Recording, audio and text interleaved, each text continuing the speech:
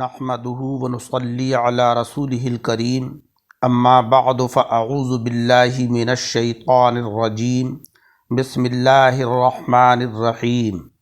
يا ايها الذين آمنوا لا تقولوا راعنا وقولوا انظرنا واسمعوا وللكافرين عذاب أليم صدق الله العلي العظيم اللهم صل على سيدنا ومولانا محمد وعلى آل سيدنا ومولانا محمد وبارک وسلم۔ حضرات اکرام، آج کے درس قرآن میں سورہ بقرہ کی آیت نمبر 104 تلاوت کی ہے۔ اللہ جل شانہ وعم نوالہ نے فرمایا کہ اے ایمان والوں، راعنا نہ کہو، یعنی آقا علیہ السلام سے راعنا نہ کہو، وقول انظرنا، اور انظرنا کہو، یعنی ہمارے حال پر غور فرمائیے، واسمعوا، اور سنو، اور وللکافرین عذاب علیم، اور کفر کرنے والوں کے لیے دردناک عذاب ہے۔ اس آیت کریمہ کا شان نزول یہ ہے کہ آقا علیہ السلام جب صحابہ کرام کو کچھ تعلیم فرماتے تو حضرات صحابہ رضی اللہ تعالی عنہم درمیان کلام میں عرض کر دیتے تھے کہ راعنا یا رسول اللہ، یعنی اے اللہ کے رسول صلی اللہ علیہ وسلم ہماری رعایت فرمائیے، یعنی یہ بات ہماری سمجھ میں نہیں آئی ہے، دوبارہ ارشاد فرما دیجئے، یا ہمیں سمجھ لینے کا موقع دے دیجئے۔ مگر اس لفظ راعنا کے ایک برے معنی بھی ہیں۔ یہودی لوگ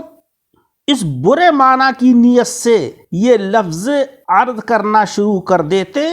اور دل کے اندر خوش ہوتے کہ ہمیں بارگاہ عالی میں نہایت چالاکی سے گستاخی کرنے کا موقع حاصل ہو گیا۔ ایک دن حضرت سعد بن معاذ رضی اللہ تعالی عنہ نے یہودیوں کی زبان سے یہ لفظ سن کر فرمایا کہ اے اللہ کے دشمنوں، تم پر اللہ تبارک و تعالیٰ کی لعنت ہو، اگر میں نے اب کسی کی زبان سے یہ لفظ راعنا سنا تو اس کی گردن مار دوں گا۔ یہودیوں نے کہا کہ ہم پر تو آپ ناراض ہوتے ہیں، مسلمان بھی تو یہی کہتے ہیں۔ اس پر آپ غمگین ہو کر بارگاہ جناب احمد مجتبیٰ محمد مصطفیٰ صلی اللہ علیہ وسلم میں حاضر ہوئے، اور آپ کے آتے ہی اللہ تبارک و تعالیٰ نے یہ آیت کریمہ نازل فرمائی کہ اے ایمان والوں، تم ہمارے حبیب علیہ السلام سے راعنا نہ کہو، اور اگر تمہیں ضرورت پیش آتی ہے تو اس کی جگہ انظرنا کہو۔ انظرنا کا مطلب ہے کہ یا رسول اللہ صلی اللہ علیہ وسلم ہمارے حال پر غور فرمائیے، واسمعوا، اور بہتر تو یہ ہے کہ تم پہلے سے ہی غور اور توجہ سے سنو، اور کافروں کے لیے دردناک عذاب ہے۔ حضرات اکرام، اللہ جل شانہ وعم نوالہ نے اس آیت کریمہ میں ایمان والوں سے فرمایا کہ تم ہمارے نبی علیہ السلام سے نیک نیتی اور دل کی صفائی کے ساتھ بھی لفظ راعنا نہ کہو،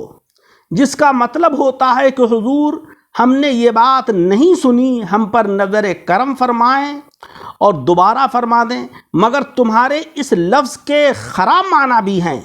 اور اس سے دشمنوں کو بے ادبی اور گستاخی کرنے کا موقع مل جاتا ہے، لہذا تم یہ لفظ اچھی نیت سے بھی بولنا چھوڑ دو، تاکہ آقا علیہ السلام کی شان میں جو گستاخی کا ایک دروازہ کھلا ہوا ہے وہ دروازہ ہی بند ہو جائے،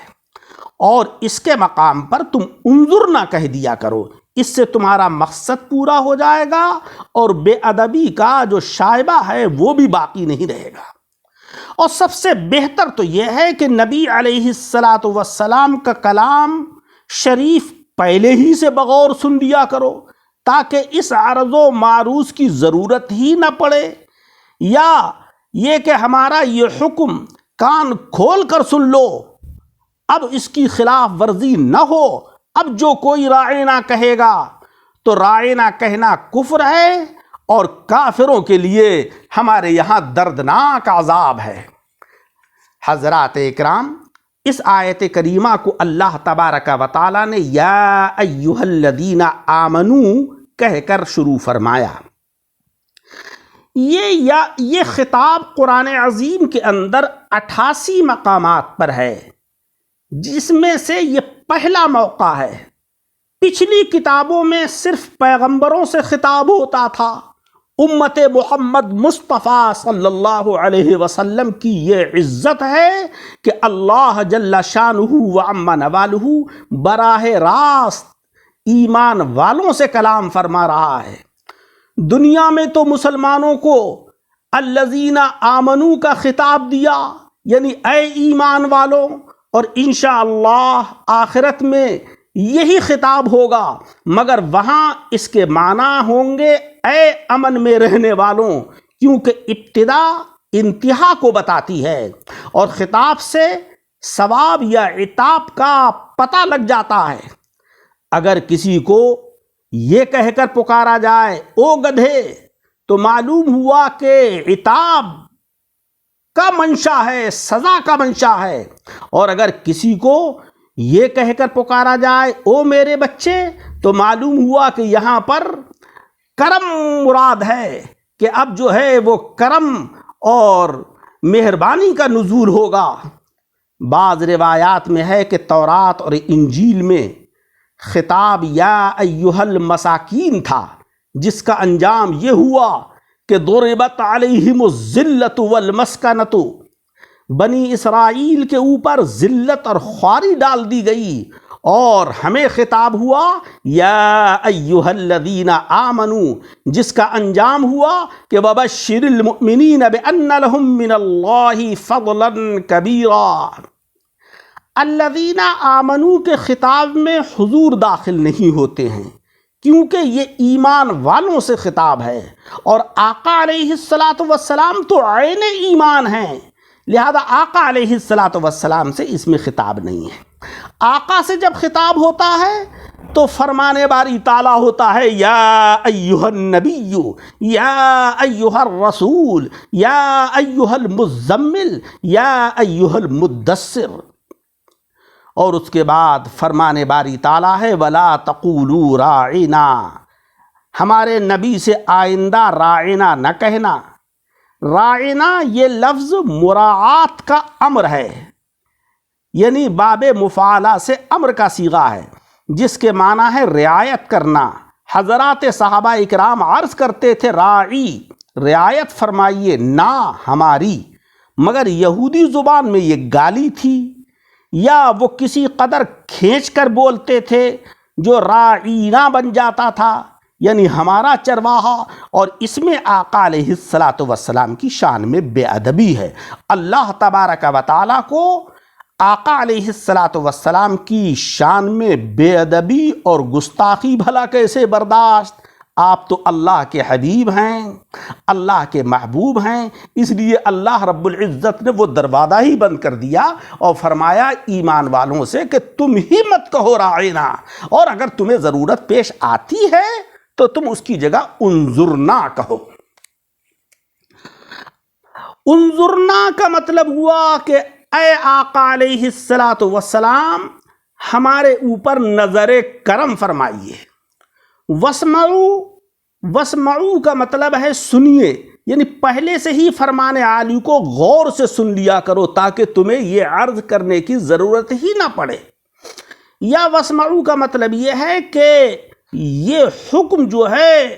بڑی توجہ کے ساتھ سن لو،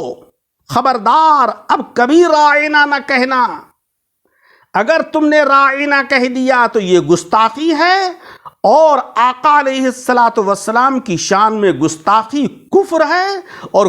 کفر کا انجام کیا ہوتا ہے؟ وَلِلْكَافِرِينَ عَذَابٌ علیم، دردناک عذاب ہے کفر کرنے والوں کے لیے۔ حضرات اکرام، اس آیت کریمہ سے معلوم ہوا کہ بارگاہ الہی میں آقا علیہ الصلاۃ والسلام کی بے حد عزت ہے کہ اللہ تبارک و تعالیٰ نے اپنے بندوں کو عرض کرنے کا طریقہ بھی سکھایا اور عرضی دینے کے الفاظ بھی بتائے۔ قرآن عظیم نے در مصطفی کی حاضری کے آداب، بیٹھنے اٹھنے کے طریقے، کھانے پینے کے آداب، گفتگو کرنے کے ڈھنگ بھی سکھائے۔ اللہ تبارک و تعالیٰ سے دعا ہے کہ مولا رب العزت ہمارے دلوں کے اندر آقا علیہ الصلاۃ والسلام کی محبت عطا فرمائے، ہمارے ایمان کے اندر جلا عطا فرمائے، اور ہم سب کو شاعر اسلام کی الفت اپنے دلوں کے اندر پیدا کرنے کی توفیق عطا فرمائے۔ آمین۔ وآخر دعوانا ان الحمد للہ رب العالمین۔